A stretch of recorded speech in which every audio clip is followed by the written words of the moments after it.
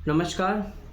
आज की क्लास में हम इंडियन कॉन्स्टिट्यूशन का एक बहुत ही महत्वपूर्ण आर्टिकल 20 के विषय में चर्चा करेंगे। बेसिकली आर्टिकल 20 बात करता है protection in respect of conviction for offence. अपराधों के लिए दोष सिद्ध के संबंध में संरक्षण की बात करता है आर्टिकल 20। बेसिकली आर्टिकल 20 में 3 सब क्लॉज दिए हैं। आर्टिकल 20 सब क्लॉज 1 जो बात करता है कार्योत्तर विधि से संरक्षण। आर्टिकल 20 का सब क्लॉज 2 जो बात करता है दोहरे दंड से संरक्षण। और आर्टिकल 20 का सब क्लॉज 3 आत्म अभिसंचय से संरक्षण। इन तीनों ही सब क्लॉज को हम क्रमबद्ध तरीके से देखेंगे और इनके संबंध में समय समय पर सुप्रीम कोर्ट ने कौन कौन से महत्वपूर्ण जजमेंट पास किए हैं उसके संबंध में आज हम संक्षिप्त में चर्चा करने का प्रयास करेंगे। सर्वप्रथम आता है आर्टिकल 20 का सब क्लॉज 1 कार्योत्तर विधियों से संरक्षण, जिसको हम बोलते हैं protection for x post facto law. Article 20 sub clause 1 के हिसाब से कोई भी व्यक्ति किसी ऐसी विधि के उल्लंघन के लिए जो अपराध के रूप में अभियोग लगाए गए कार्य को करते समय लागू ना हो, ना तो उसे दोषित किया जाएगा और ना तो उसे उससे अधिक दंड से दंडित किया जाएगा। कहने का मतलब ये है कि भारत में किसी भी व्यक्ति को केवल उसी अपराध के लिए दंडित किया जा सकता है जो कहीं ना कहीं एज अ पनिशमेंट के रूप में कहीं ना कहीं प्रिस्क्राइब्ड हो। किसी लोकल लॉ में, किसी स्पेशल लॉ में, किसी संहिता में कहीं ना कहीं पनिशमेंट के रूप में प्रिस्क्राइब नहीं होगी तो हम किसी भी व्यक्ति को ऐसे अपराध के लिए दंडित नहीं करेंगे। एक्स पोस्ट फैक्टो लॉ का मतलब होता है कोई भी ऐसा कानून जो अपराध करने के बाद बनाया जाए। कार्योत्तर विधि से संरक्षण जो शब्द है इसका मतलब ही यही होता है कि कोई भी ऐसा कानून जो अपराध करने के बाद बनाया जाए। भारत में किसी भी ऐसे व्यक्ति को हम किसी भी ऐसे अपराध के लिए दंडित नहीं कर सकते जो अपराध उस व्यक्ति ने जब किया है वो यदि एज अ ऑफेंस के रूप में या पनिशमेंट के रूप में या अपराध के रूप में कहीं पर भी पनिशेबल नहीं है तो हम किसी भी व्यक्ति को ऐसे अपराध के लिए दंडित नहीं कर सकते। कोई व्यक्ति केवल किसी इन्फोर्स लॉ, किसी प्रवर्त विधि के अंतर्गत विहित अपराध के लिए ही दोषी ठहराया जाएगा, अन्य अपराध के लिए नहीं। आर्टिकल 20 का सब क्लॉज 1 जो है वो रेट्रोस्पेक्टिव इफेक्ट जो है वो उस पर एप्लीकेबल नहीं होता, भूतलक्षी प्रभाव जो है वो उस पर लागू नहीं होता।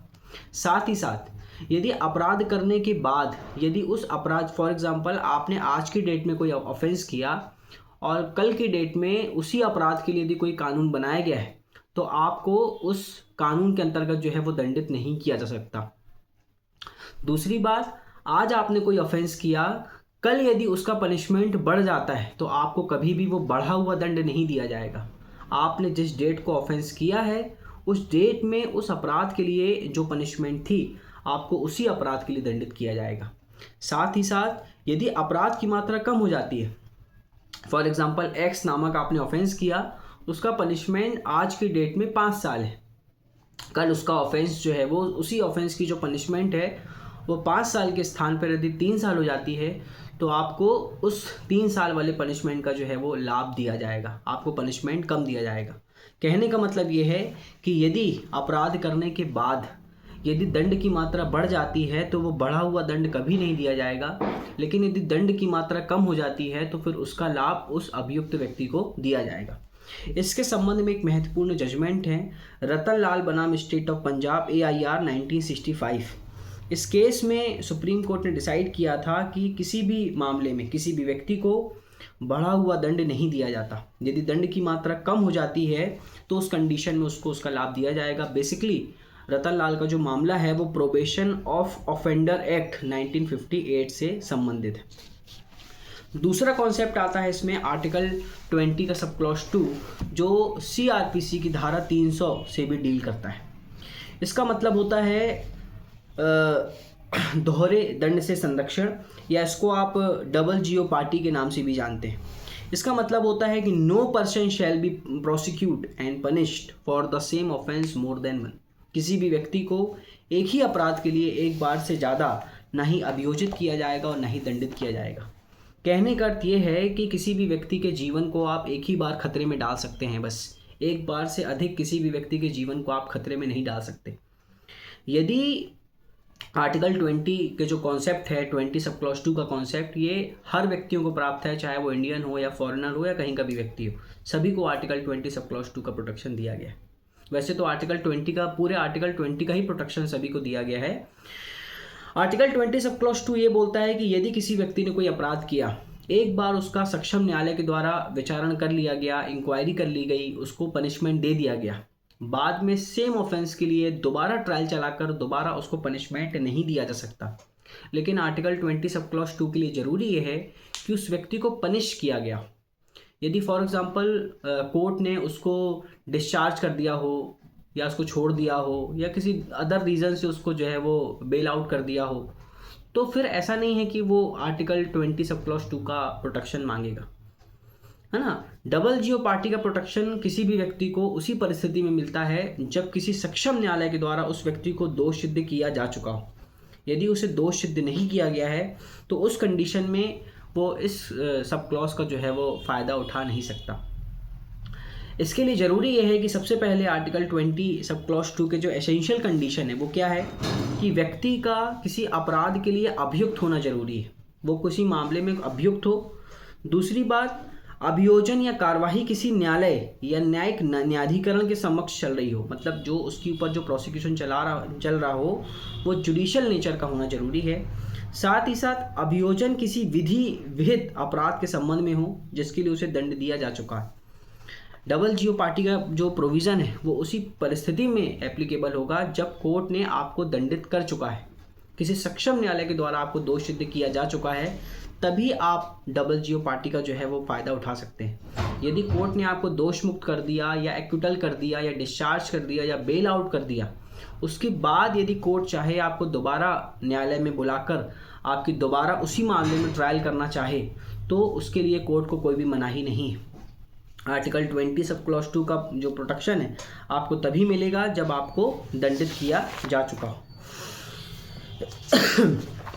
इसके संबंध में एक महत्वपूर्ण जजमेंट है ओपी दहिया बनाम यूनियन ऑफ इंडिया 2003। इस मामले में बेसिकली सुप्रीम कोर्ट ने डिसाइड किया था कि जहां अभियुक्त को ना तो दोषमुक्त दिया गया हो और ना ही दोषित, मतलब एक्यूज्ड को ना ही कन्विक्ट किया गया हो ना ही एक्विटल, तो वह ऐसे अभियुक्त का दोबारा परीक्षण हो सकता है और उसको दोबारा जो है वो दंडित किया जा सकता है। मतलब कोर्ट ने यदि किसी व्यक्ति को ना ही एक्विटल किया और ना ही उसको कन्विक्ट किया तो ऐसे व्यक्ति को दोबारा कोर्ट बुलाकर उसका ट्रायल करके दोबारा जो है वो उसको पनिशमेंट दे सकती है। इस सब क्लॉज के संबंध में एक महत्वपूर्ण जजमेंट और है, मकबूल हसन बनाम स्टेट ऑफ बॉम्बे 1935। इस मामले में बेसिकली हुआ क्या था कि जो अपीलांट था उसको भारत में तस्करी करके कुछ सोना ले आने पर कस्टम अधिकारी ने सी कस्टम एक्ट के अंतर्गत सोना भी जब्त कर लिया उसका, और बाद में उसे फॉरेन एक्सचेंज रेगुलेशन एक्ट के अंतर्गत बिना अनुमति भारत में सोना ना लेके अपराध के लिए उसे अभियोजित किया, दंडित किया। अपीलार्थी ने उसे उसी एक अपराध के लिए इस आधार पर दोबारा अभियोजन लगा, मतलब उसने जो है वो जो अपीलांट था उसने चैलेंज किया, बोला कि पहली बात तो मेरा सोना जब्त कर लिया और एक बार मुझे जो कस्टम अधिकारी के द्वारा एक बार मुझे जो है वो दंडित किया जा चुका है, तो दोबारा फिर मुझे फॉरेन एक्सचेंज रेगुलेशन एक्ट के द्वारा जो है वो मुझे दोबारा दंडित किया जा रहा है, तो ये मेरे आर्टिकल 20 सब क्लॉज 2 का वायलेशन है। मामला सुप्रीम कोर्ट में गया। सुप्रीम कोर्ट में ये कहा सुप्रीम कोर्ट ने कि सी कस्टम एक्ट के अंतर्गत सोना जब्ती की जो कार्रवाई है, मतलब सी कस्टम एक्ट के अंतर्गत जो आपका सोना जब्त किया गया है वो कोई न्यायिक प्रकृति की कार्रवाई नहीं की गई और ना ही कस्टम अधिकारी कोई कोर्ट होता है, इसलिए आपके ऊपर दोबारा जो फॉरेन एक्सचेंज रेगुलेशन एक्ट के अंतर्गत जो कार्रवाई की जा रही है वो किसी भी तरीके से प्रोहिबिटेड नहीं है। तो बेसिकली आर्टिकल 20 सब क्लॉज 2 के संबंध में एक लैटिन मैगजीम भी एप्लीकेबल होती है जिसको हम बोलते हैं नेमो डेबिट बिस वेक्सारी। इसका अर्थ ये होता है डबल जीओ पार्टी कि किसी भी व्यक्ति को एक ही अपराध के लिए एक बार से अधिक ना ही अभियोजित किया जाएगा और ना ही दंडित किया जाएगा। इसी दरमियान अगला जो सब क्लॉज है वो आता है आर्टिकल 20 सब क्लॉज 3, जो बात करता है सेल्फ इंक्रिमिनेशन की, जिसको हम बोलते हैं आत्म अभिसंशय। आत्म अभिसंशय का मतलब होता है no person accused of any offence shall be compelled to be a witness against himself. इसको मिरांडा रूल के नाम से भी जाना जाता है। बेसिकली जुडिशरी में प्रश्न पूछा जा चुका है कि मिरांडा रूल के नाम से इंडियन कॉन्स्टिट्यूशन का कौन सा सब क्लॉज जाना जाता है, तो आर्टिकल 20 का सब क्लॉज 3। आर्टिकल 20 सब क्लॉज 3 जो बात करता है कि किसी भी व्यक्ति को, चाहे वो इंडियन हो या फॉरेनर हो, किसी भी अपराध के लिए किसी अभियुक्त व्यक्ति को अपने स्वयं के विरुद्ध साक्ष्य देने के लिए बाध्य नहीं किया जा सकता। बेसिकली ये जो कॉन्सेप्ट है सेल्फ इंक्रिमिनेशन का, ये केवल एक्यूज्ड के ऊपर एप्लीकेबल होता है, ना कि विटनेस पर। किसी भी मामले में यदि कोई विटनेस है तो वो इसका फ़ायदा नहीं ले सकता। बेसिकली किसी भी मामले में कोई अभियुक्त व्यक्ति है तो उसको हम बाध्य नहीं कर सकते कि वो अपने खिलाफ साक्ष्य दे या अपने विरुद्ध साक्ष्य दे या न्यायालय में आकर बताए कि उसने कोई अपराध किया तो वो किस तरीके से किया। वैसे तो बेसिकली पुलिस के सामने दिए गए किसी भी बयान का कोई एविडेंशियल वैल्यू होता नहीं है, लेकिन फिर भी आर्टिकल 20 सब क्लॉज 3 के अंतर्गत किसी भी व्यक्ति को बाध्य नहीं कर सकते, हम उसको बाउंड नहीं कर सकते कि वो अपने खिलाफ जो है वो न्यायालय में आके साक्ष्य दे, वो न्यायालय को बताए कि उसने कोई अपराध किया तो वो किस तरीके से किया, कौन से हथियारों से किया। उसको हम अपने खिलाफ जो है वो अपने खिलाफ एविडेंस देने के लिए जो है हम उसको पनिश या उसके ऊपर बाध्य नहीं कर सकते। आर्टिकल 20 सब क्लॉज 3 के लिए ज़रूरी क्या है कि सबसे पहले व्यक्ति का किसी अपराध के लिए अभियुक्त होना जरूरी है। अभियुक्त के कहने का मतलब ये है कि सेल्फ इंक्रिमिनेशन का जो बेनिफिट है उसी व्यक्ति को मिलेगा जिसका नाम एज अ एक्यूज्ड के रूप में FIR में दर्ज हो। दूसरी बात, to be a witness against himself, उसे अपने विरुद्ध साक्ष्य देने के लिए बाध्य कर रहे हो आप। देखिए साक्ष्य कैसी भी हो सकता है, ओरली हो सकता है, डॉक्यूमेंट्री फॉर्म में हो सकता है, डायरेक्ट इनडायरेक्ट हो सकता है, कैसा भी हो सकता है, आप उसको बाध्य कर रहे हो अपने अगेंस्ट एविडेंस देने के लिए। तीसरा इसमें आता है कि उसे किसी दबाव के फलस्वरूप अपने विरुद्ध गवाही देने के लिए आप बाध्य करो, मतलब compliance to given evidence against himself, मतलब आप उसके ऊपर दबाव डाल रहे हो कि वो कोई एविडेंस दे जिससे जो है वो आपकी जो कार्रवाई है वो शीघ्र से शीघ्र जो है वो आगे बढ़ पाए। तो आप इस तरीके की कोई भी चीज़ें नहीं कर सकते। हाँ, लेकिन यहाँ पर एक बात याद रखने लायक है, यदि किसी व्यक्ति से आप वॉइस का नमूना मांग रहे हो, उंगली का निशान मांग रहे हो, ये सब चीज़ें, या कोई है ना, या अभियुक्त से उसका कोई चित्र उससे मांग रहे हो, तो ये सारी चीज़ें जो है वो आर्टिकल 20 सब क्लॉज 3 का वायलेशन नहीं करती। ये सारी बेसिक चीज़ें, ये सब चीज़ें हो सकती हैं। और आर्टिकल 20 सब क्लॉज 3 का जो प्रोविज़न है ये सिविल प्रोसीजर या जो सिविल कार्रवाई होती है उस पर एप्लीकेबल नहीं होता। आइए देखते हैं इसके संबंध में कुछ महत्वपूर्ण जजमेंट, जिसमें सबसे पहला आता है नंदिनी सतपथी वर्सेस PL धनी, जो 1978 का मामला है। इस मामले में माननीय सुप्रीम कोर्ट ने तय किया था कि कोई भी संदिग्ध व्यक्ति, कोई भी पर्सन है, उसे आर्टिकल 20 सब क्लॉज 3 का लाभ दिया जाएगा, केवल न्यायालय में ही नहीं, पुलिस कस्टडी में भी। मीन्स यदि कोई व्यक्ति पुलिस कस्टडी में है तो भी उसे सेल्फ इंक्रिमिनेशन का जो है वो बेनिफिट दिया जाएगा।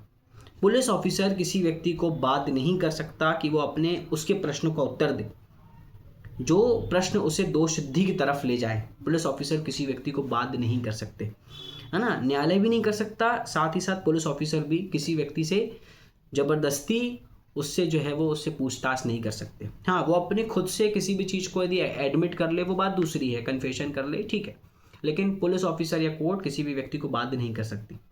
इस संबंध में दूसरा जजमेंट है यूनियन ऑफ इंडिया वर्सेस काठीकालू अवगढ़, ये 1961 का जजमेंट है। इस जजमेंट में कोर्ट ने कहा था कि किसी भी अपराधी व्यक्ति से उसके व्यक्तिगत ज्ञान के बारे में उसकी बिना मर्जी के नहीं पूछ सकते, उसका जो पर्सनल नॉलेज है उसके बारे में किसी भी व्यक्ति से नहीं पूछा जा सकता।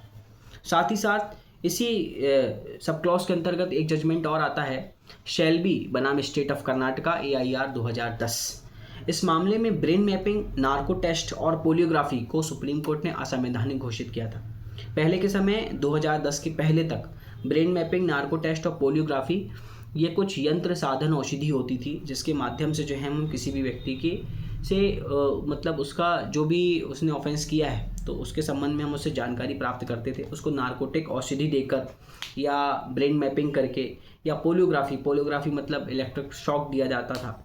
नार्कोटिक के अंतर्गत उसको एक सोडियम पेट्रोथोल नाम का एक औषधि होती थी जो उसके शरीर में एंटर की जाती थी, जिसके बाद उसका जो तर्क संज्ञात्मक दिमाग होता था वो शांत हो जाता था और आप जैसे प्रश्न करोगे वो वैसे ही वैसा आंसर देगा, मतलब उसकी बॉडी एक तरीके से अपने कैप्चर में हम ले लेते थे। तो ये सारी चीज़ों को सुप्रीम कोर्ट ने असंवैधानिक घोषित कर दिया है कि ये सारी चीज़ें नहीं कर सकते। तो बेसिकली आर्टिकल 20 को यदि मैं कंक्लूड करूं तो यहाँ पर आपके 3 फंडामेंटल राइट जो हैं जो गवर्न होते हैं। Article 20 sub clause 1 ex post facto law, article 20 sub clause 3 double jeopardy, और article 20 sub clause 2 double jeopardy, और article 20 sub clause 3 self incrimination. यदि आप लॉ के इसी तरीके के वीडियोस यदि जानना चाहते हैं या लॉ जानने में यदि आपका इंटरेस्ट है तो मेरे चैनल को सब्सक्राइब कीजिए, बेल आइकन पर क्लिक कीजिए और इसी तरीके के ओके धन्यवाद। यदि आप इस संबंध में और भी कोई अतिरिक्त लेक्चर चाहते हैं तो कृपया करके मुझे कमेंट बॉक्स पे कमेंट करें। धन्यवाद।